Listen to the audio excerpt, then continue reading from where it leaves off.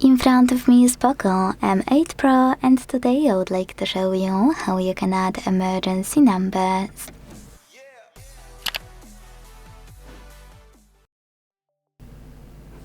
Begin by opening Settings and scrolling all the way down to click on this section called Safety and Emergency. Then tap on Emergency Contacts.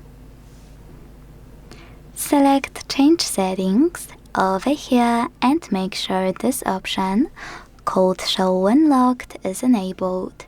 Without it, your contacts won't be accessible from locked screen, so make sure you enable it and go back to Add Your Contacts.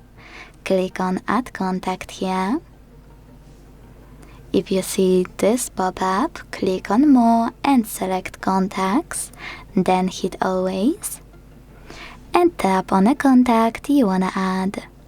Then do exactly the same with all the other ones you need.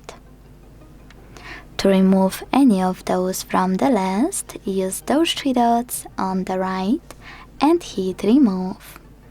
Then confirm your choice in the pop-up. If you want to change order of your contacts on the list, click on the same three dots and tap on Move Up or Move Down.